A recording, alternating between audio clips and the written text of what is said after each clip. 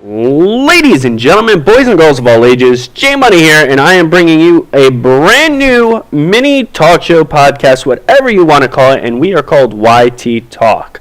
This is going to be a channel for where we can introduce you to new YouTubers, streamers, and pretty much anything else we find interesting or fun. Today's guest is the one, the only, the Mystic Spade. How are you, Mystic Spade? Oh, I'm doing good.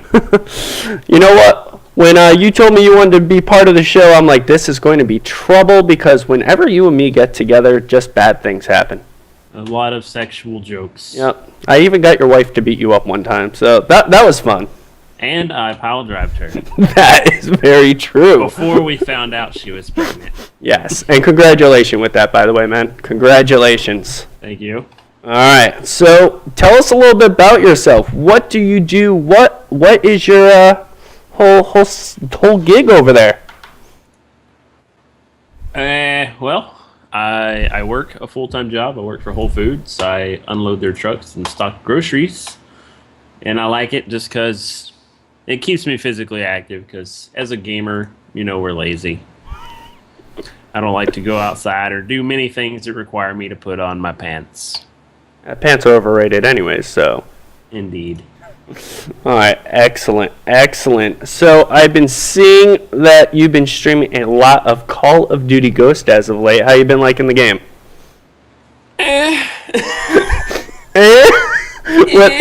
What does mean? It means well, honestly, like, I'm a Call of Duty diehard fan. Everybody that's watched me knows I've been playing Call of Duty since Call of Duty on PC. I'm way back. I've been playing it forever. To me, and I know some would agree, some would disagree, I think the series reached like the pinnacle with MW2 just because of how smooth it was, how it played.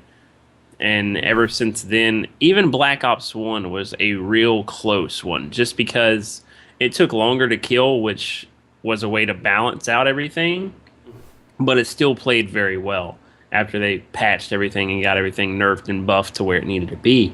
But Modern Warfare 3 started the decline, and Call of Duty Ghost is still in the trenches with that decline. I don't know, like, my problem with the game is that you die so quick to where it punishes rushers, because if you get caught blindsided, you don't have time to react. Okay. You know, it's like this is a twitched-based shooter. You know, you have to be able to have that reaction time to turn and react. Mm-hmm. Whereas now it's like I can't even react at all. Okay, but so here's the $1 million question. The last Call of Duty game, Call of Duty Black Ops 2 or Ghost, which one do you prefer right now? I would say Ghost is better than Black Ops 2, but I wouldn't say by much. Okay. You know, I would say it's better connection wise. I will admit that the connection on Ghost is better, even though dedicated servers aren't up right now. I will say that the connection is still better P2P, since they did remove theater mode finally, after I've been saying it for years that they need to take it back out. Okay. Excellent. So before we went live, you showed me your shirt where you were going to be where you got offered to be part of a semi-pro team or pro team.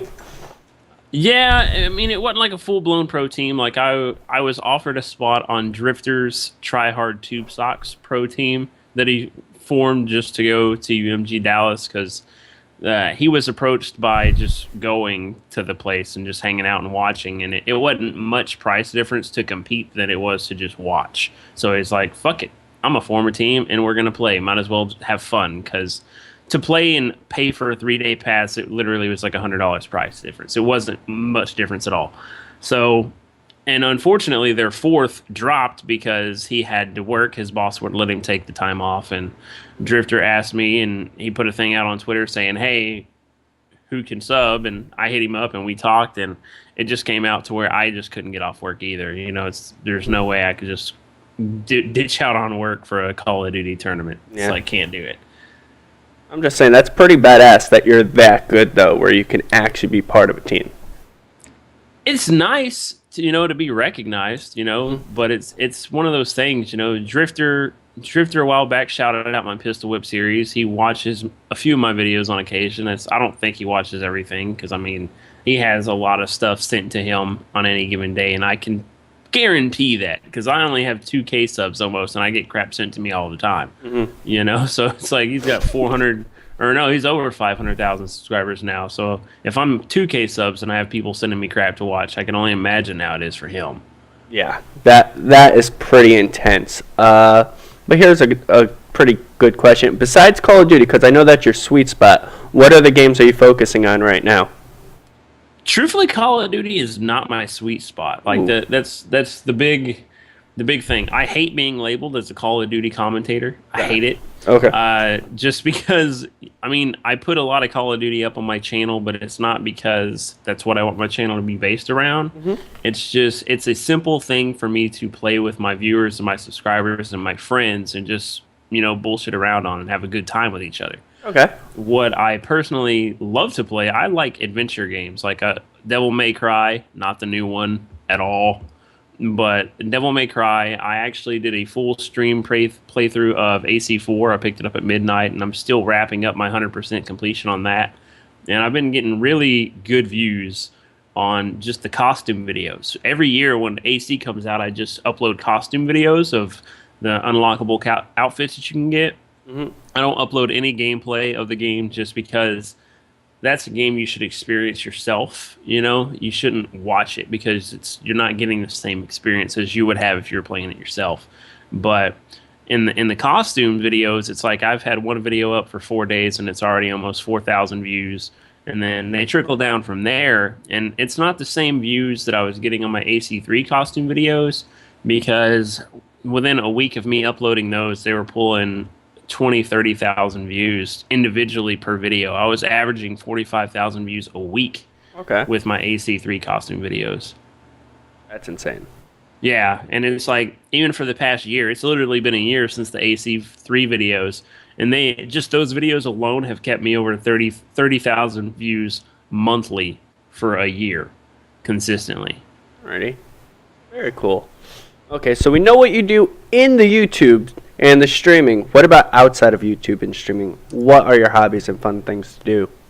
Outside of YouTube and streaming, I'm a dad, first and foremost. I have a 6-year-old daughter. She'll be 7 in January. And then my wife, or soon-to-be wife, she's 4 months pregnant, going on 4 months pregnant, I think. So you're like 3.5, 4. And then I play SemiPro pool. I have a few pool videos on my YouTube channel. A couple of people like them, some kind of you know, but so far this session, I actually just lost my first match this previous Monday, which sucked, but I went undefeated for the first 8 weeks of this session, of this pool season, and I finally lost this Monday just because I couldn't play. Like, the venue we were playing at was so hot, like I had sweat dripping in my eyes. Like, it was a horrible time to play, but that's when we had to play. But that's really it. You know, I don't do much else. I mean, I hang out with my daughter. I draw. I was a former tattoo artist, and I decided I didn't want to do it just because I don't like being around other people's blood, you know? And then I just mostly pool. Okay. Very good.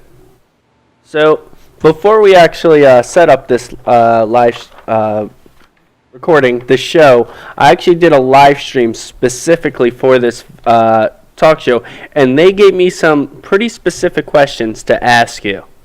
Okay. Some of them are pretty hard hitting, man. Very hard hitting. Okay. Are you ready? I'm always ready. All right. So what did indeed inspire you to start YouTube and streaming? Okay, like, I've been streaming a lot longer than most people have in the first place, but YouTube, okay. Why I started YouTube in the first place? I started YouTube in 2008, 2009 on my very first channel, but I started it as a way to show off my Devil May Cry combo skills in Devil May Cry 3. And back then they had this it was an online tournament, but what it was video submissions. You had to submit videos through YouTube, and it was called the True Style Tournament. And if anybody that watches Devil May Cry videos, they'll know the names Kel, and then Brea, and a couple of other people that were really big in the Devil May Cry combo series. But they're just fucking nuts. And it's like, it was just a way to show off my Devil May Cry combo skills and some Street Fighter stuff too, because I like fighting games.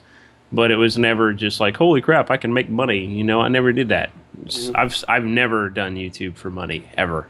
And then streaming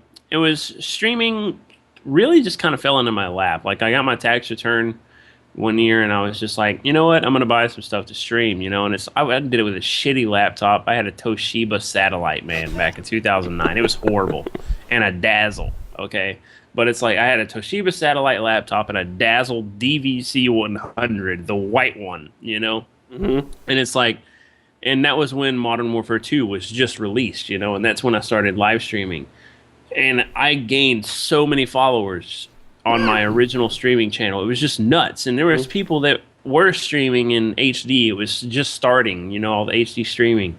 But I'm sitting there with fucking 4:3 pixelated picture of Call of Duty and stuff, and I was just nailing followers left and right, and it was crazy. And by the time that channel was said and done, I had 32,000 followers just streaming with a fucking Dazzle, and it was crazy. That's awesome, though. I want to try to beat you in a fighting game one time. You're going to destroy me, but I will find that one fighting game where I can take you on. We'll see. Not even a little scared? We'll see. If I lose, I lose. It's a fighting game. Yeah. I mean, it's whatever. My wife beats me at Marvel on occasion. Really? Yeah. I mean, she's good. She's not like pro status or anything like that, but then again, I'm not either. I'm casual. Yeah. I'm a casual player. All right. Where would you like your channel to be 1 year from today? Like, where do you foresee it a year from today? Like, I really don't know. Like, in 1 year from today, I really don't know. Like, I don't know. Like, I've never looked at my YouTube channel as a source of income or notoriety or a way to get famous. I've always just looked at it as a way to meet people that had the same interest as me and and delve in those interests. That's really it. And I mean, this channel I'm on now, I've had it for maybe 2.5 years, and I'm just now to like 2K subs, but my channel views are fucking ridiculous. And I've done all of it with no exposure. I don't spam my channel on forums or anything like that. I just upload my videos, and what views they get, they get. And I think I'm almost to like 600,000 lifetime video views on my channel with absolutely no exposure, which I think is good. But it's, I don't know, maybe 3K subs since I'm like almost to 2 without any exposure whatsoever. I mean, it's possible. But really, I don't know. That's a broad question. It is. And it's always interesting to hear the answers, but that is true. That's the one thing I'm really shocked. You don't spam forums. You're a member of the YT gamer community, and you just pretty much chill out. You're a moderator there, and you pretty much just talk in the chat box. I never really see you post any videos or nothing like that, so that's awesome. I mean, people, like, the only time I've ever linked my videos on any forum was whenever I first got my Astros. It was really... Astro support was horrible, and I figured out workarounds to make it work and stuff like that. And I put those videos up on the Astro forum because it directly correlated to helping people fix their problem. It wasn't like, hey, I play Call of Duty 2, watch this shit, And a lot of people still find my Astro videos useful, and I still get messaged daily about Astro questions, And I even approached Astro. I was like, hey, apparently I give more customer service than your entire company. I would gladly work for you if you want to pay me. And they never answered back. So I guess it's a no. I guess so. Well, you're actually the reason why I got my Astros. I'm the reason why a lot of people have bought Astros. Like, especially since that updated mic video where I showed how they fixed everything. Yep, that's why I got mine, and I think this mic sounds pretty friggin' good. So, there you go. All right, the next one we got on here is, how do you feel about all the YouTube drama? For example, the Girl Gone Gamer drama. Shit happens. Get over it. I mean, seriously, Yeah. it's the fucking internet, you know. It's like, who gives a shit, you know? Like, perfect example, the iFly dude jerking it on a webcam for money. Who gives a shit what that dude does for money? I don't care, you know. I was like, I'll be straight up honest. If somebody contacted me and was like, hey, I'll give you $10,000 to watch you jerk it on webcam, I'd fucking do it. I don't care. I have no shame. You know, it's like, I don't give a damn. It's 10 grand. Watch some dude watch me spank it. I don't give a fuck. You know, but like YouTube drama though, like the Girl Gone Gamer, like I put it perfectly in my video. She's not the first person to fake gameplay if she's faking gameplay. I can't prove she is. You know, there's people that supposedly have played with her and can verify it's her, but she's only put one live gameplay up on her channel. Just one, and it was after all the drama. And I did watch it because I wanted to see. And even though I have a feeling that she already had the gameplay sent to her, and she just kind of rehearsed reactions, you know, because they didn't feel genuine. Mm-hmm. You know what I mean? Because when you watch me and bullshit happens to me, you'll go, oh, you know.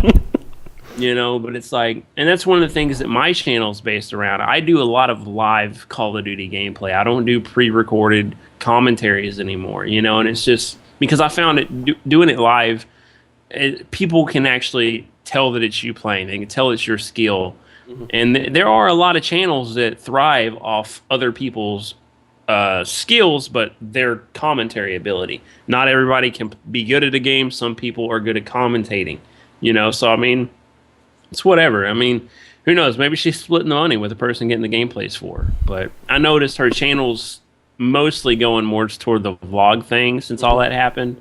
And the stupid challenges and stuff, like the food challenges and shit. It's weird. I don't know. I don't really follow her, though. All right. So, the next one is a very important question. Batman or Superman, and why? Who's your favorite of the two heroes? Do I have to choose between those two? You have. Well, if you have someone else and you can back it up, I'll let you pick someone else. I'm not a DC guy. Okay. You know? but like, instantly 5,000 dislikes on this video. You know, I'm a Marvel guy. I've been Marvel the whole time. But okay, tell us who your favorite Marvel guy is. Well, no, I mean, I'll go with the question at hand, but honestly, like, I would have to go with Batman. You know, because even though I'm not a DC guy, I am one of those people that, given enough time to prepare, I think Batman could beat just about anybody. Okay. Because that's what he does. He does his research, and he figures out the weaknesses and stuff. And, I mean, hell, in fucking The Dark Knight Returns, like, he beat the shit out of Superman. And he even quoted to Superman, I want you to remember that I was the guy that beat you. Because he fucking let Superman live. Batman let Superman live. That's all I gotta say. Very good. Excellent. And I think I already know this one, but there's a lot of debate right now with the console wars. PC, Xbox, or PS4? What am I getting, or what do I think is better? Which one do you think is the better of the consoles, and then which one will you be getting? Well, PC doesn't count as console, period. Am I the only one who thinks it counts as a console? Yeah, because, I mean, it's not. PC's not a console. PC Master Race, hashtag. But anyways, but out of Xbox or PlayStation, I'm a Sony guy. I'm always going to go with Sony. And it's just, originally it was because PS3 was free online, but then there's that saying, you get what you pay for, you know, and PS3 got hacked for like 2 months a few years ago, you know, and even right now, just after the release of Call of Duty Ghosts, PSN servers are down for maintenance. Nobody can play online. You know, so I mean, it sucks, but I like Sony more. You know, and it's just, I don't know. Like I grew up with them. You know, like I never had a Microsoft console until the Xbox 360. I didn't like the Xbox original. I wasn't a big fan of it. I had a Sony PlayStation 2. You know, it's like I've had a fucking PSP. I mean, I like Sony. They make quality products to me, and the perfect example I can give is I had an Xbox 360 system for about 4 years, And in that 4 years, I went through almost 12 Xbox systems. What? I've been through 2 PS3s, and the only reason why I had a second one is because I sold the first one. I never had any problems with it. Gotcha. All right. So, does that mean you're gonna get the PS Vita after you get your PS4 then, or? I don't know. Like, I'll see. I mean, like, there hasn't been any games on the Vita that have made me just want to go out and buy it. Mm-hmm. And the fact that you can use your Vita to remote play PS4 games, it's enticing. But at the same time, I don't know. Like, I'd have to see it in action and hold it first before I made that decision, because I'd want to see if there's like a delay, in the controls or anything like that. All right. Excellent. Okay, here's a good one. Drink of choice. Dr. Pepper. Dr. Pepper? Dr. Pepper. It's like Mr. Pibb, but with a degree. What? Yeah. I've never heard of that saying before. It's like Mr. That's a southern statement, man. Because, like, every time we go somewhere out here, it's because out here there's a lot of food places that are partnered with Coke and Pepsi. Not a lot sell Dr. Pepper. Mm-hmm. And every time you order Dr. Pepper, they're like, Mr. Pibb? And I'm like, no. That's not what I asked for. And it's like, for a while, like, I actually heard it when I was like 9. Someone actually told me that. They're like, it's just the same thing. You just didn't go to college. I was like, what? And then it just stuck. And it was forever in your brain. Forever there. Excellent. Oh. I'm in shock right there. All right. So, a very important question with technology nowadays is cell phones. What is your cell phone of choice? Apple, Windows, Android? Which one? Or BlackBerry? Apple is a cult that I am not willing to buy into. It's a cult you are not willing to buy into. Exactly. It is a fucking cult run by Scientologists. I'm just saying that. It's probably not true. It's probably not true at all. But I'm going to say that just because everyone lines up for the brand new iPhone. I remember when they announced the iPhone 5, I died laughing because they're like, you can shoot 1080p video. And I was like, that's awesome. My 2008 Android did that. It's like, it's not cool. I'm an Android guy. I love Androids. And I have the newly released Note 3. Like, I got the Note 3 on launch day. And I love it. I want that so much. I want that phone because it could shoot video in 4K. Yeah, it is solid, man. It is ridiculously good. Like, I even have, I mean, you can't see it, like, on the quality here, but it's like, I even have, like, a screen protector, like a Zag InvisiShield on my phone, and the resolution is still, like, phenomenal. Good. Like, it's super crisp, and the camera options are nuts. Like, so if you're, like, a shutterbug, you got all different kinds of options. Business apps are good, and I do have a lot of business apps because of money situations that I take care of. All right. Okay, so this next question I was told I had to ask it, so I will. Are you a zombie guy? Yes. Okay, so yes, just not Call of Duty zombies because I think it's bullshit. Okay, how would you personally survive the zombie apocalypse? Trip all the fat people. Trip all the fat people? That's your response? There's so many different answers out there. And the one choice you pick ends up killing me. Trip all the fat people. First rule of Zombieland: cardio. That's true. That's true. Never stop moving. I forgot the other ones. Oh man, I saw that movie a million times. I can't think of the other ones. No, hey, hang on. I got these too. I still haven't even cracked the spines on them, but I bought the entire set. Like, I got the actual World War Z book, and then the zombie survival guide. Oh, so you're all set.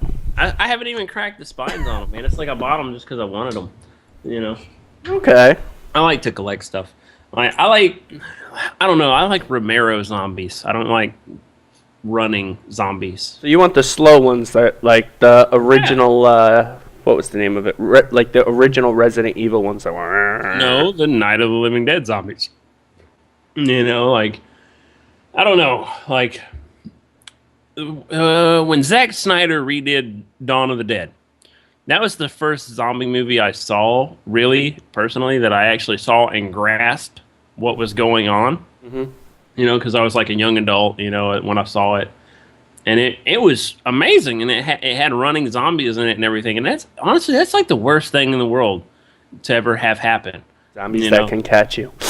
Yeah, a fast zombie. That is an oxymoron. It is a fast zombie. That's like girly man. You know, it's an oxymoron. It makes no fucking sense because zombies are instilled in our brain as slow-moving things that drag their legs and occasionally do the Thriller dance whenever the music comes on. But other than that, you know, it's just they're slow-moving. So when you give them the ability to run, that changes the dynamic. You know, it's like, oh shit, I got to actually run now. You know, or I guess if you're smart, you could find a cabin in the woods, line it up with treadmills all around it, you know, and then you have your ultimate zombie defense system right there. Treadmills, the ultimate weapon against zombies. You're onto something. Not spikes, not a moat, nothing like that. Just treadmills. You got to think outside the box. Exactly. I was talking to someone else earlier about this, and they said that their favorite answer was tie a Jigglypuff to a stick and have it sing. Wow. But that only has effects on living things. Does it? But zombies would have no effect. It would put you to sleep. Yeah, that would actually kill yourself. Yeah. That's a good suicide, though. You wouldn't feel a thing. Yeah. Alright, so if you could pick someone famous, be it internet or real world famous, who would you want to do a collaboration with and why? Steve Cardinal, the YouTuber, cracks me up. What is his channel about? Because I'm sad to say this, I don't know who he is. You don't know? Have you ever seen Songs in Real Life? Mm-mm. No? No. Oh my god. Oh my god. Is this something like Steve Cardinal is the originator of the chat roulette pranks. Okay, like on YouTube, he was the first one to do them. And what it was is he would record himself performing music videos in chat roulette. So he would like make up and chop up a chat roulette montage to this song. I think I know who it is. Is he the guy with the black hair goatee type thing? Yeah. I know who he is. The Call Me Maybe one and the Katy Perry Peacock one, which is my favorite. I saw the Katy Perry one, the Call Me Maybe one. Okay, Katy Perry did not do Call Me Maybe. That was Carly Rae Jepsen. Whichever one. I'm not a music guy. I'm a nerd. But the Peacock one is my favorite. That shit's fucking hilarious. So once I'm done with this, I should take a look at that, you're saying? Yeah, it's awesome. And then he has another series that he does called Songs in Real Life, which is really good. What he does, it's real budget recording. It's not like recorded with a cell phone or anything, even though cell phones nowadays are really good.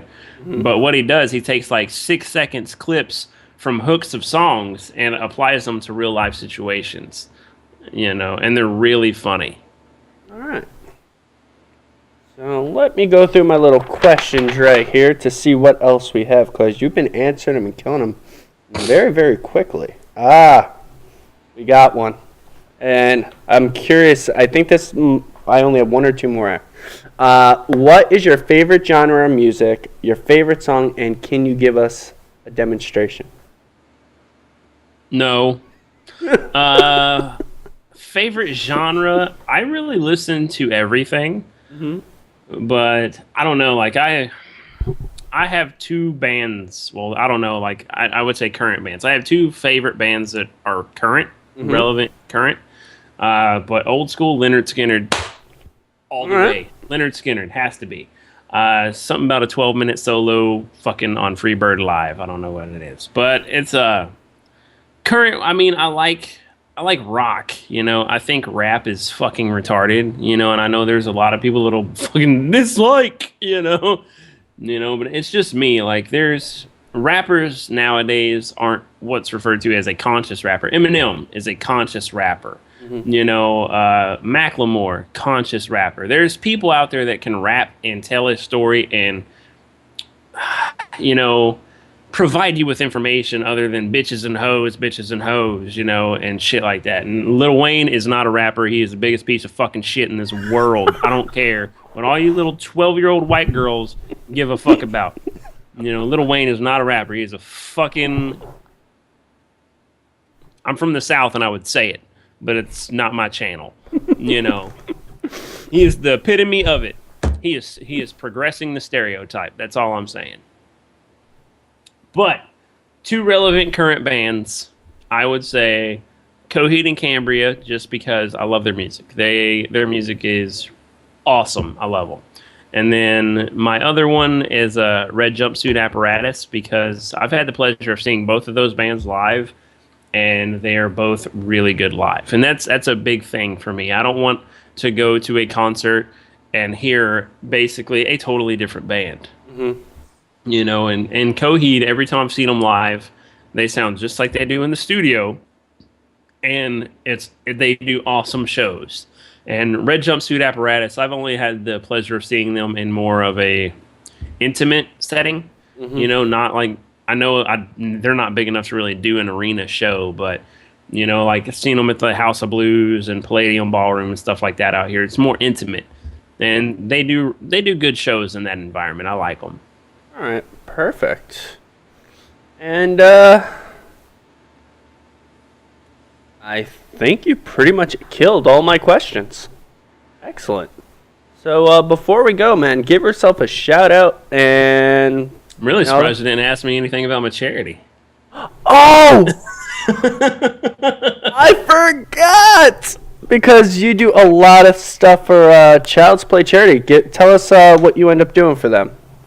I actually quit supporting them, but... Did you? Ooh. Retraction. Yeah, well, no, I'm still doing it for charity. It's just not that one specifically. Now, with my YouTube channel, like a lot of people, you know, they're like, well, what do you do with your YouTube channel? You know, what do you do? And what I do with mine, I don't tell anybody I do gameplays or anything like that. What I do, all the revenue that's created from my YouTube channel, I donate specifically to charity. It used to be Child's Play charity, but we went through kind of a negotiation phase that did not end well, you know, and it was mostly because I live stream daily. I live stream every day. And what it came down to, I got to where, hey, I'm giving you guys money. I'm helping support you guys on a daily basis, just not when, you know, there's people that are bandwagon riders, like that 24-hour Extra Life marathon that went on. Cheers to everyone that did raise money for that. But you're bandwagon riders, you know, to raise money once a day for a charity does not mean that you play for charity. You don't do that. And that doesn't impress me. I don't care that you raised $3,000 in one day of streaming for charity when you could raise much more than that if you did it every day. The charity is open year round. It takes donations year round, not just on one day.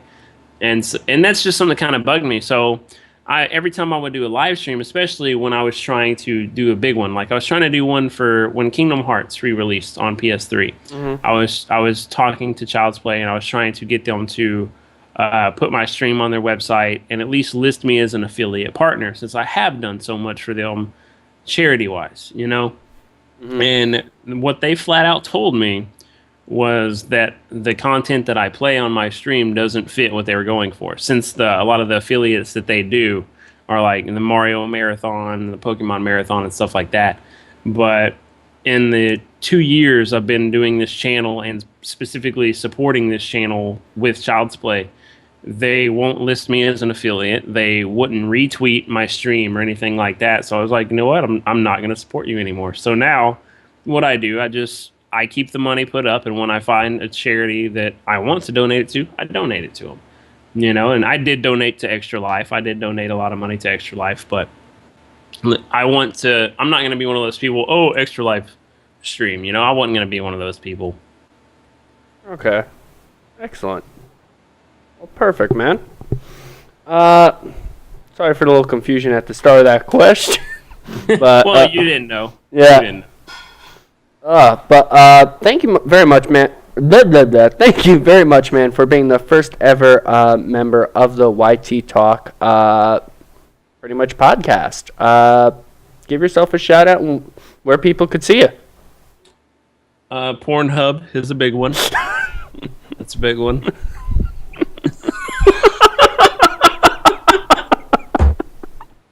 Oh man, I'm sorry. Don't be sorry, man. Don't be sorry. Anyways, I'm not. But now pretty much you can find me. I'm on Twitch every day streaming. Twitch.tv/TheMysticSpade. You can also check out my YouTube channel, which is youtube.com/TheMysticSpade. All proceeds that my channel generates does go to charity. So that's why I try to promote it, because I don't pocket the money myself. It doesn't come to me. I don't keep it or anything like that. So that's truly it.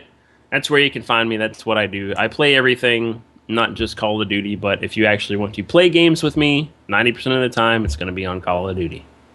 All right. Excellent. And guys, just so you do know, all you'll have to do is click on his face, and we'll actually bring you right over to his channel so you can subscribe. I'll leave his Twitch in the description below. Thank you very much for watching. Take care, spike your hair, and have a wonderful, wonderful day. Penis. Oh man, you are too much at times.